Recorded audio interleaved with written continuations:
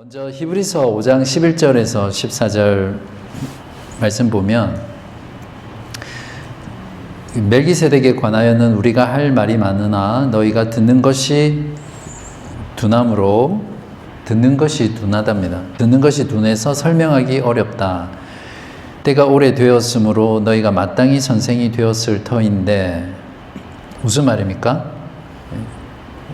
믿은 지 오래됐다는 말입니다. 그러니까 믿은 지 오래됐으면 마땅히 지금은 남을 가르칠 수 있는 하나님의 말씀을 그런 선생이 되어야 하는데 너희가 다시 하나님의 말씀의 초보에 대하여 누구에게서 가르침을 받아야 할 처지.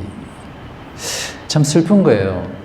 선생이 돼야 될 때에 아직도 하나님의 말씀, 도리, 교리의 초보를 배워야 되는 그런 단계로 돌아갔다는 거예요. 그 사도 바울이 지금 히브리 수신교회한테 그들의 영적인 상태를 이렇게 책망하고 있는 내용이거든요. 근데 어떤 상태냐면 단단한 음식은 못 먹고 젖이나 먹어야 할 자가 되었도다. 이는 젖을 먹는 자마다 어린아이니 의의 말씀을 경험하지 못한 자요. 단단한 음식은 장성한 자의 것이니 그들은 지각을 사용함으로 연단을 받아 선악을 분별하는 자니라. 그래서 이 하나님의 말씀과 교리를 배우는 게 중요합니다. 여기 보면 신앙의 성숙은 지성과 관련되어 있거든요. 먼저 지워졌지? 그리고 여기 보시면 이제 이들이 왜 장성하지 못했냐면 의의 말씀을 경험하지 못했다 이렇게 말을 합니다. 그래서 신앙에는 말씀에는 또 신앙의 지식은 두 가지가 있는데 이론적 지식이 있고요. 실천적 지식이 있습니다. 이게 참된 신앙이거든요. 이게 뭐냐면 신앙의 지식. 쉽게 이야기하면 운전면허 이론 시험 치면 통과하면 L자 주잖아요. 그 다음에 실기시험 120시간인가요? 꽤 길어요. 그게 제 애들 연수학 시키다 보면 나중에 노아, 요한이 다 이제 시켜줘야 될 텐데 힘들어요. 너무 시간 길어. 근데 120시간을 연수하고 그 다음에 시험 치면 운전면허를 주잖아요. 근데 만약에 그 L자 시험 공부만 열심히 하고 거기 이론만 빠삭하면 운전 못 하잖아요.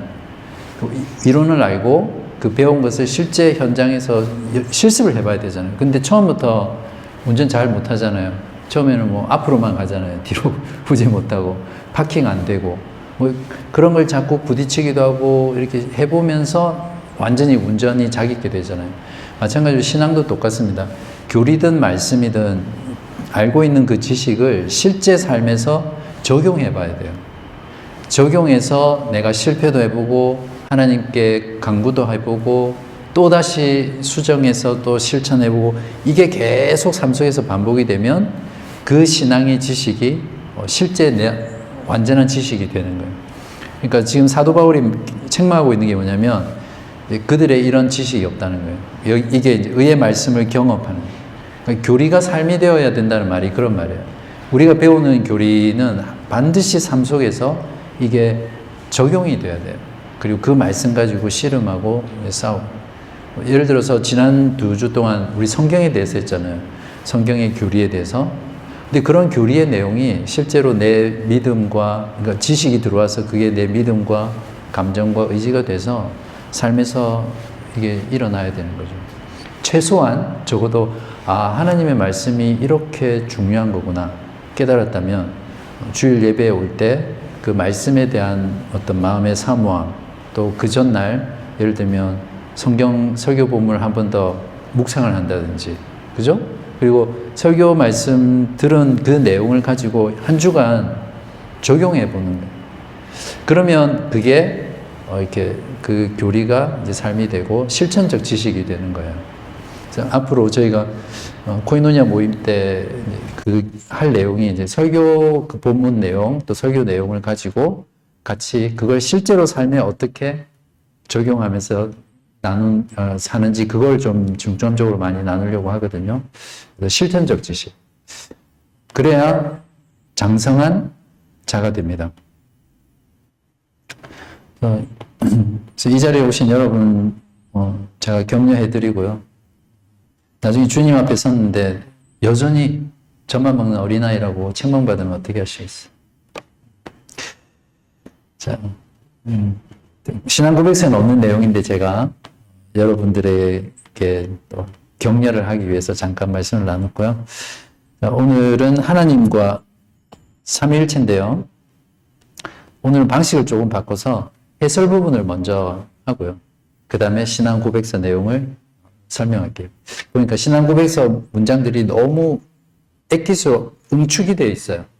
단어 하나 이런 게 의미가 있기 때문에 해설을 먼저 제가 말씀을 드리고 그 다음에 고백서 내용을 보면 더 마음에 와닿을 거라고 생각합니다. 자, 첫 번째는 하나님의 존재와 정의라는 부분인데요.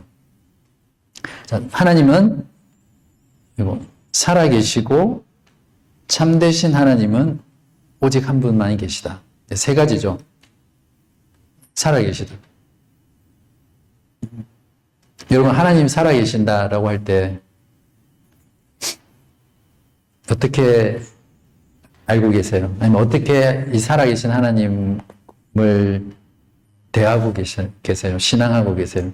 감이 오세요? 하나님이 살아계시다. 정말 그렇게 믿으세요? 하나님 살아계세요? 예를 한번 들어봐 주시겠어요?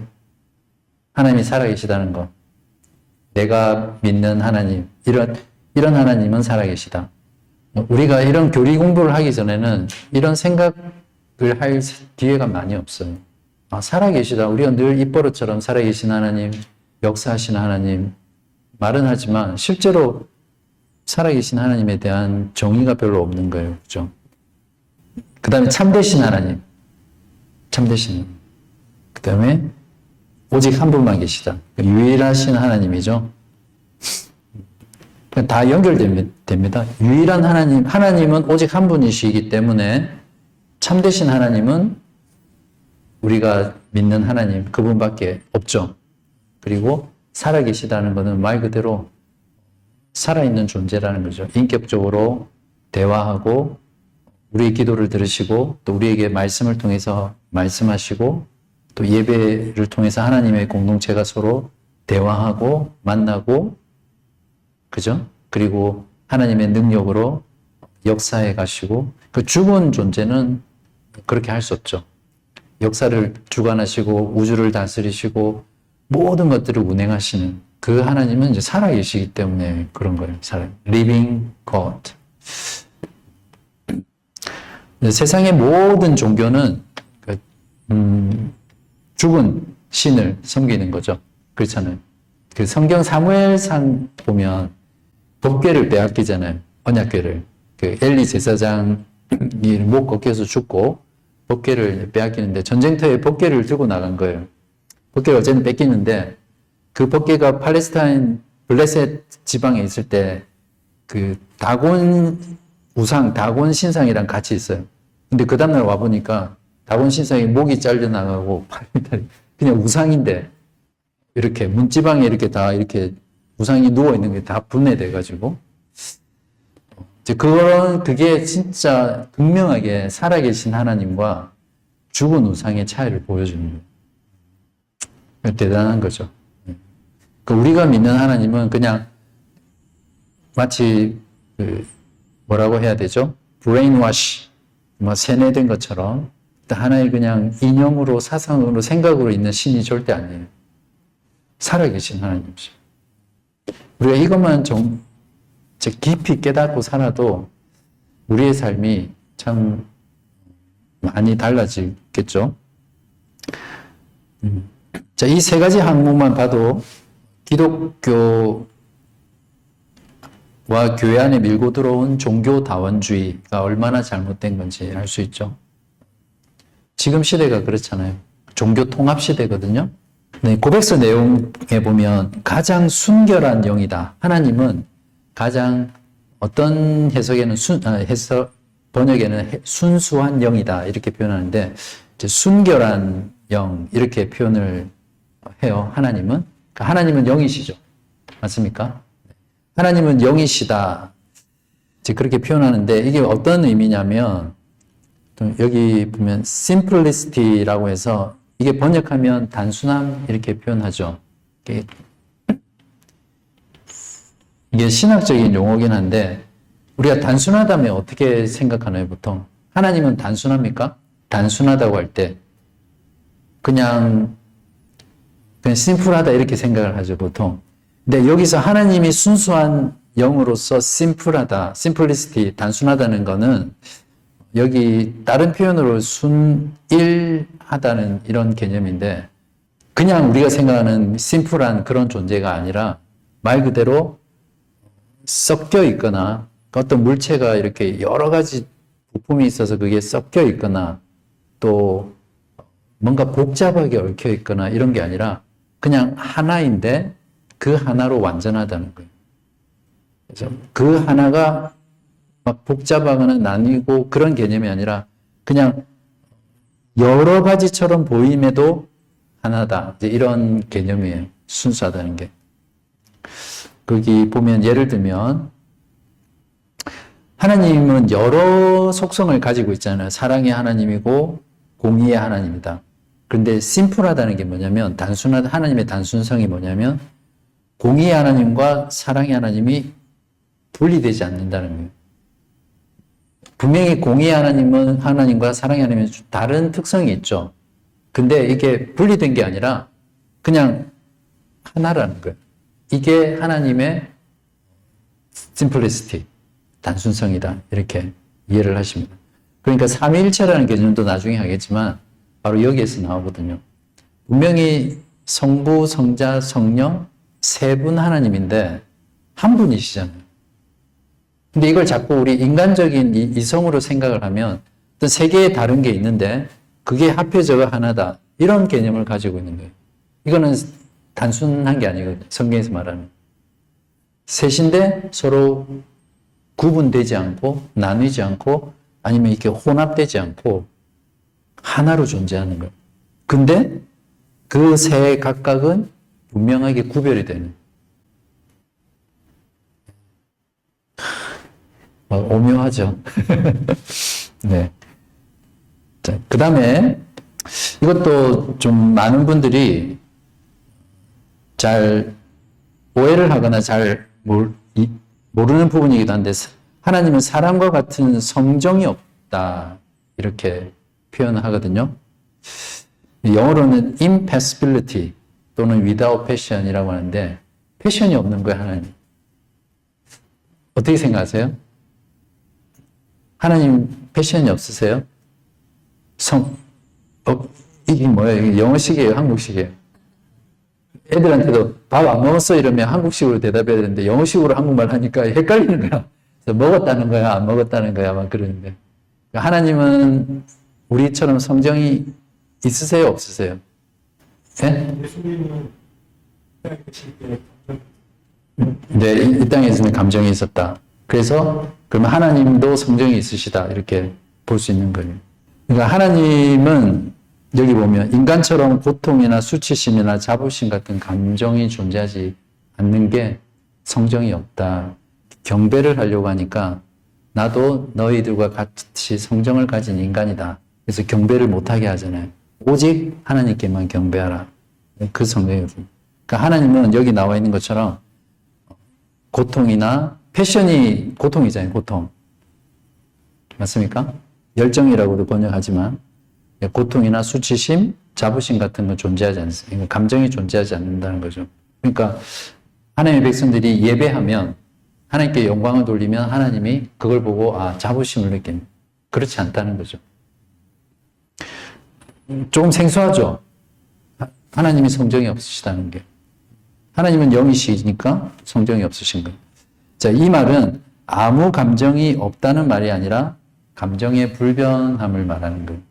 그러니까 인간처럼 어떤 상황이나 조건에 따라서 감정이 변하는 게 아니라 항상 하나님은 변하지 않는 하나님으로서 그 상태를 유지하시는 분이시다. 여기까지가 하나님의 존재와 정의에 관련된 어떤 보충 부분이고요. 하나님의 속성이 있습니다. 하나님의 속성. 하나님의 속성에 대해서도 많은 이야기를 할 수 있지만 몇 가지만 살펴봅시다. 첫 번째, 불변성. 제가 오늘 처음에 예배 인도할 때 처음에 했던 그 멘트가 제가 이 부분을 준비하면서 감동이 있었던 거예요. 하나님 변하지 않는 분이다라는 것이 얼마나 이 땅을 살아가는 우리들에게 큰 위안이 되는지 모르죠. 나는 하나님 멀리 했다가 하나님 떠났다가 내 하고 싶은 대로 했다가 뭐 하여튼 내 마음대로잖아요. 그런데도 하나님은 항상 변함없이 우리를 사랑해 주시잖아요. 불변하시는 하나님. 하나님이 한번 택하신 자녀는 우리가 어떻게 그렇다고 막 사는 사람은 이상한 사람이죠. 그렇게 살라는 게 아니라 우리의 어떤 모습, 어떤 삶, 어떤 방황에도 늘 변하지 않고 우리를 사랑하시는 그게 바로 이 하나님의 불변성 때문이거든요. 야고보서 1장 17절 우리 같이 한번 읽어볼까요? 큰 소리로 시작. 온갖 좋은 은사와 온전한 선물이 다 위로부터 빛들의 아버지께로부터 내려오나니 그는 변함도 없으시고 배전하는 그림자도 없으시니라. 그죠? 그림자가 있으면 사람이나 피조물이 그러니까 하나님이 영이시니까 그림자가 없죠. 자, 하나님의 불변성은 그분의 절대적 완전함에서 비롯된 거죠. 완전하시기 때문에 변하지 않는 거죠. 그래서 하나님은 더 좋아져야 되거나 또 더 나빠져야 되는 분이 아니에요. 지금 그 자체가 완전하기 때문에 변하지 않는 거죠. 변한다는 것 자체가 뭔가 부족하기 때문에 변하거나 그렇게 되겠죠. 자, 그러면 후회하셨다. 성경에 보면 후회하셨다. 뜻을 돌이키셨다. 진노하셨다. 질투하는 하나님이다. 이런 표현들은 어떻게 되는 거예요? 금방 했던 교리와는 좀 다르잖아요. 성경에 보면 분명히 하나님이 감정을 가지신 이런 부분, 특히 후회하셨다. 하나님이 후회하셨다. 이런 건 그러면 하나님이 모든 뜻을 창세전에 예정하시고 작정하셨는데 그런데 어떤 경우에 사람들의 행동이나 반응을 보고 내가 잘못 작정했어. 작정을 바꾸는 거. 뜻을 돌이킨다, 후회하셨다, 이런 거. 네, 이제 이걸 조금 어려운 말이긴 한데, 신인 동형 동성론적 표현이다.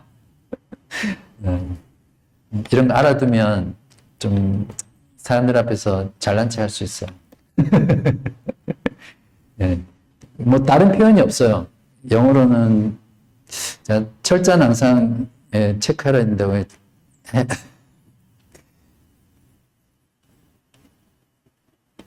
하여튼 이런 거 비슷한 거예요. anthropomorphism이라고 R이 들어갔나? 철자는 확인해 보세요.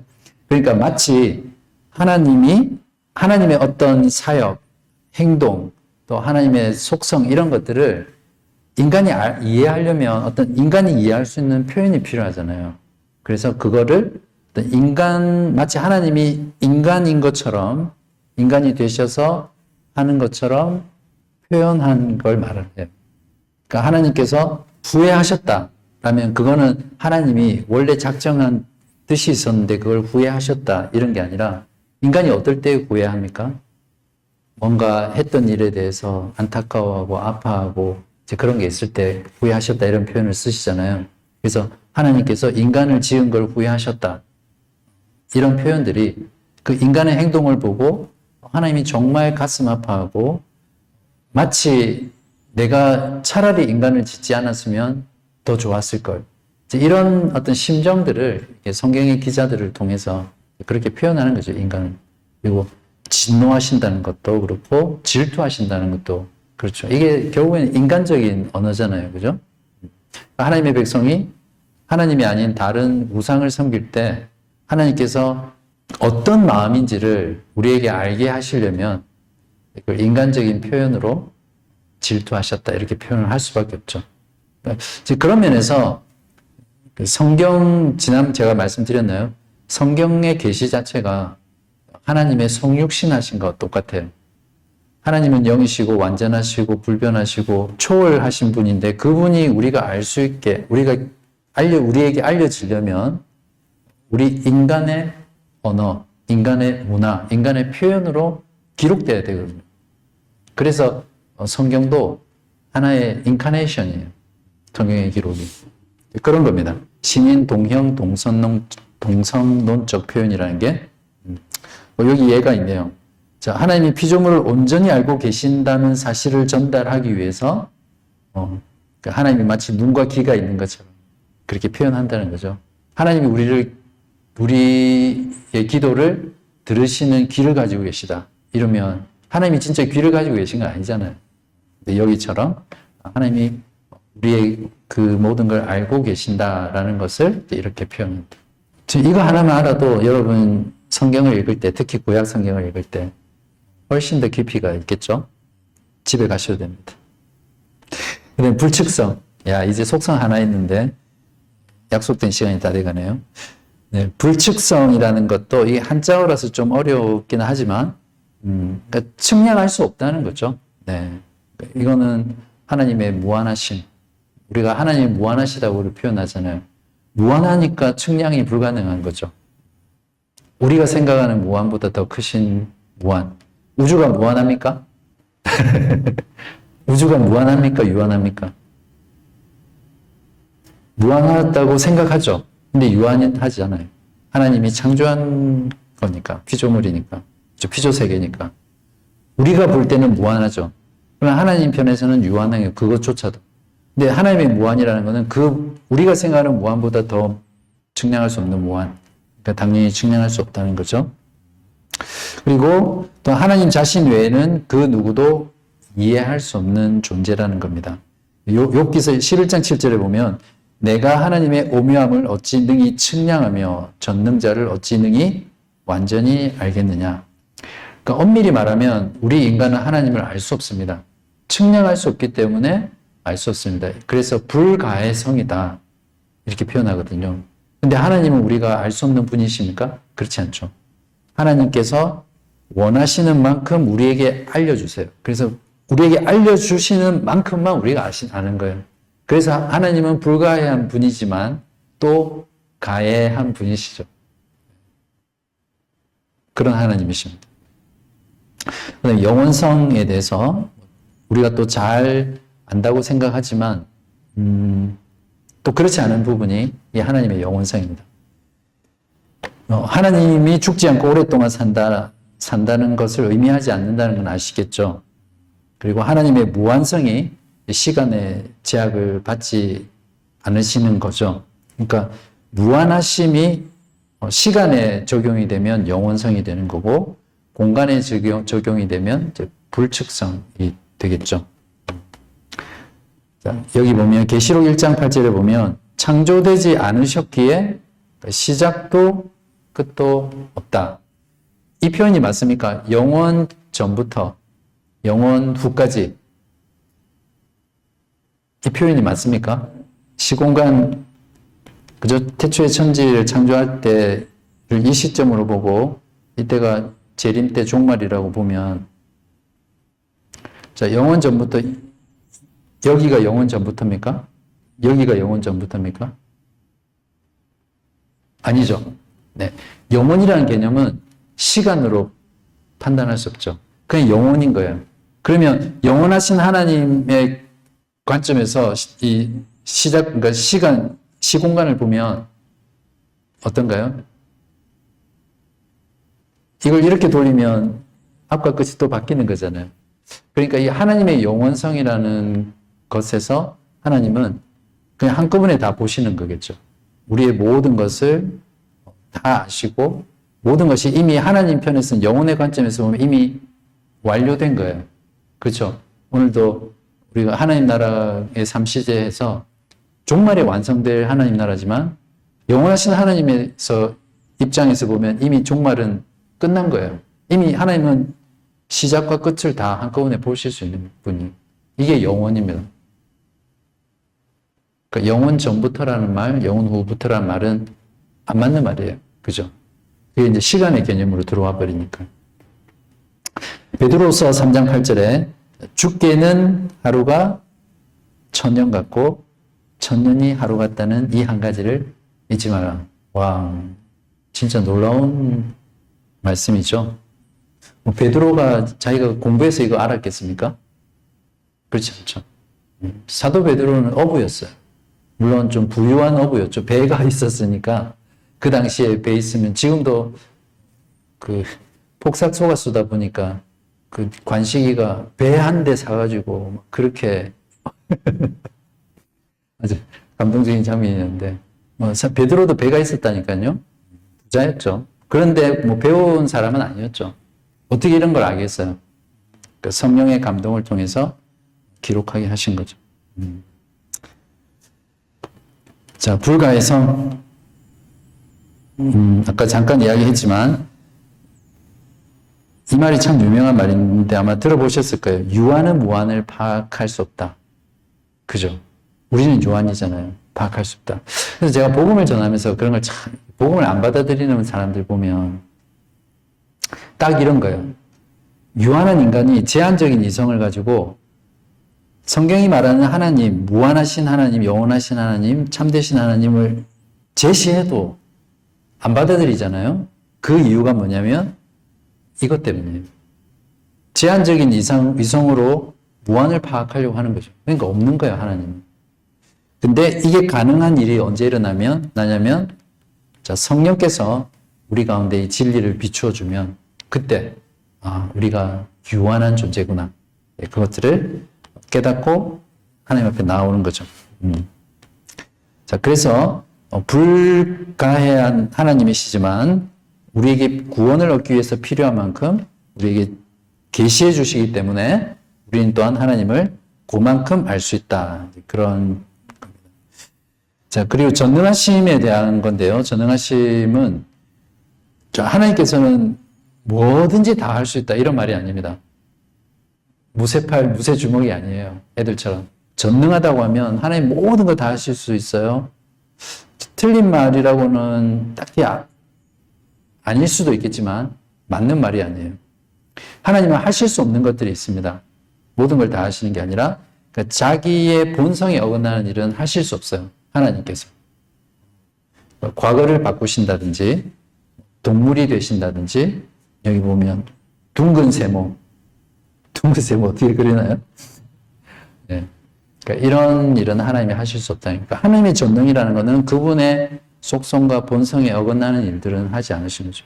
하나님이 그래서 어떤 사람들에게 죄를 짓게 하고 죄를 조성하고 하는 그런 일은 하지 않았어요. 성경의 표현들 중에 하나님의 영이 그 사람에게 들어가서 인구 조사를 하게 하고 또 사울에게 들어가서 다윗을 죽이게 하고 바로를 강팍하게 해서 이스라엘 백성들을 보내지 않게 하고 이런 걸 보면 마치 하나님께서 그러니까 악한 자를 악한 일을 하도록 하신 것처럼 그래서 죄를 조성하신 분처럼 나오잖아요. 그래서 그걸 가지고 막 공격을 하는데 그렇지 않다는 거죠. 하나님은 하실 수 없는 일이 있습니다. 바로 그 중에 하나가 이제 죄를 조성하고 죄를 짓게 하고 그런 일들이죠. 그 다음에 지혜로움, 하나님의 지혜로움인데요. 지극히 지혜로움이다. 또는 가장 지혜롭다. 이렇게 표현을 하거든요. 지혜라는 것은 여기 보면 만물에게 각각 자기 그 목적을 부여하고 그 목적에 정확히 부응하도록 이끄는 하나님의 속성이에요. 이 세상의 모든 존재하는 생명체 또 피조물들은 하나님이 정하신 목적이 있어요. 존재하는 목적. 그래서 그 목적을 주시고 그 목적대로 이끌어 가시도록 하는 게 하나님의 지혜입니다. 벗어나지 못해요. 그게 하나님의 완전한 지혜죠. 보통 섭리라고 표현하기도 하고요. 그래서 하나님께서 어떻게 영광을 받으시냐면 하나님이 지으신 피조물이 하나님이 정하신 목적대로 살아갈 때 하나님께서 영광 받으시거든요. 근데 모든 피조물 중에 유일하게 이 목적을 거스르는 피조물이 있으니 이름하여 인간이에요. 인간은 자유의지를 가지고 있는 하나님의 형상대로 창조된 존재이기 때문에 자기 의지로 하나님의 목적을 거부해요. 그래서 하나님이 실제로 살아계시지 않는다면 상관없겠지만 살아계신 하나님이 정말 살아계시고 심판하시는 분이라면 지금 이 지구상에서 이 하나님을 거부하고 자기가 주인이 돼서 자기의 목적대로 인생을 살아가는 그 사람은 그 삶 자체가 하나님을 반역하고 하나님의 창조 질서를 반역하는 그런 행위죠. 그러니까 당연히 하나님의 진노와 심판을 받을 수밖에 없습니다. 그래서 시편 194편 24절 여호와여 주께서 하신 일이 어찌 그리 많은지요 주께서 지혜로 그들을 다 지으셨으니. 특히 시편 말씀은 이런 하나님에 대한 찬송들이 참 많이 나오는데 우리가 이런 하나님의 속성을 알고 이런 본문을 딱 대하면 벌써 느낌이 다르죠. 이게 가슴이 더 팍 터질 것 같고 하나님의 지혜가 참 말로 형용할 수는 없지만 정말 위대하다. 거기에서 뭐가 나옵니까? 찬송이 터져 나오는 거죠. 찬송은 앞에서 막 드럼 치고 키보드 치고 막 이렇게 해서 밖에서 흥분을 시켜서 감정을 일으켜서 하는 게 찬양이 아니에요. 그건 찬양이 아니죠. 그걸 이제 조작이라고 그러죠. 매니플레이팅 하는 감정을 부추겨서 하게 하는 거예요. 진정한 찬양은 바로 이런 하나님의 속성들을 말씀을 통해서 읽을 때 또 이 말씀의 내용이 내 삶에서 경험될 때 그냥 여기서 터져 나오는 거예요.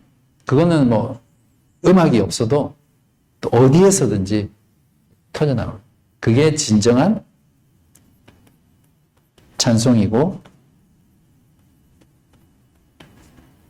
찬양입니다. 자, 가장 거룩하심 이거 하나만 일단 하고 여기서 일단은 스톱할게요. 특히 우리가 이 하나님의 거룩함에 대해서 너무나 가볍게 대하는 시대예요. 거룩하신 하나님. 우리가 이 하나님의 거룩에 대한 묵상 또 거룩에 대해서 알면 우리가 지금처럼 그렇게 살기가 쉽지 않아요. 그래서 하나님께서도 그랬잖아요. 내가 거룩하니 너희도 거룩하라. 거룩의 명령의 근거는 하나님 자신의 거룩함 때문이에요. 그죠? 이사야 선지자가 소명을 받을 때 이렇게 하죠. 서로 불러 이르되 이런 환상을 봅니다. 비전을. 거룩하다, 거룩하다, 거룩하다. 만군의 여호와여 그의 영광이 온 땅에 충만하더라. 그래서 이 하나님의 거룩을 알고 경험한 자는 이사야 선지자가 하나님의 거룩함 앞에서 그냥 죽을 것처럼 부들불 떨잖아요. 그래서 난 이제 죽었다. 그랬을 때 수랍들이 와서 그 부짓개를 집어서 입에다가 숯불을 대니까 그때 깨끗함을 받고 하나님 앞에 서게 되는데 하나님의 거룩을 경험한 사람의 자세가 그런 거예요. 그 하나님의 영광 앞에서 두렵고 떨리고 부들부들 그렇게 하는 거죠. 그 영광 앞에. 그 엄밀히 말해서 우리는 하나님의 거룩을 대면하지 못하고 있을 때가 많아요. 특히 하나님은 지금 우리가 뭐 개인적으로 직장 생활도 하고 많은 것을 하지만 하나님의 백성들이 다 같이 한자리에 모인 그 주일 예배 때 하나님의 거룩함을 가장 극명하게 드러내시는 분이세요. 그래서 예배라는 하나님의 거룩함을 가장 깊고 또 가까이서 경험하는 곳인 이유가 바로 그런 거예요. 하나님이 우리 예배 가운데 성령께서 성령을 통해 임재하시고 그 말씀을 조명하시고 비추어 주시면 진짜 그 회중들이 하나님의 거룩을 경험하게 되죠. 그러면서 자신의 더러움, 자신의 죄 이런 것들을 깨닫게 되고 보게 되고 그래서 사도행전 2장처럼 가슴을 찢으면서 내가 어찌할꼬 통곡하고 예수님 붙잡고 이제 그런 것들이 이제 경험되죠. 물론 또 우리가 잔잔하게 우리의 신앙 속에서 경험되기도 하지만 그래서 저는 늘 예배를 위해서 기도할 때 그런 열망이 있어요. 우리가 예배할 때 어떤 막 분위기나 프로그램이나 막 음악이나 이런 것들 통해서가 아니라 진짜 성령께서 우리 가운데 우리가 예배할 때 하나님의 백성이 주 앞에 모였을 때 그런 하나님의 거룩을 보는 경험하는 그분의 영광 앞에 나아가는 그런 예배 그런 것들 좀 우리 가운데 일어나면 좋겠다 소망하고 있습니다. 이 정도 다루고요. 앞에 고백서 내용만 읽고 우리 마치죠. 그 한 대까지만 제가 읽을게요. 신앙 고백서 자, 살아계시고 참되신 하나님은, 이 진하게 된 건 제가 교재에다가 그 성경 구절을 넣었거든요. 항상 이 교리 내용을 성경 구절하고 이렇게 비교하면서 같이 보셔야 돼요. 참되신 하나님은 오직 한 분만이 계시다. 그는 존재와 완전성에서 무한하시고 가장 순수한 영으로서, 이게 심플리스티죠. 사람과 같은 성정도 없으시고 변치 않으시고 광대하시고 영원하시고 헤아릴 수 없으시고 전능하시고 지극히 지혜로우시며 가장 거룩하시고. 자, 여기까지만 하겠습니다. 가장 자유로우시고는 또 중요한 내용이기 때문에 여기까지. 이렇게 신앙 고백서를 읽으니까 좀 더 잘 들어오죠. 신앙 고백서를 나중에 읽으니까. 오늘은 여기까지 하겠습니다.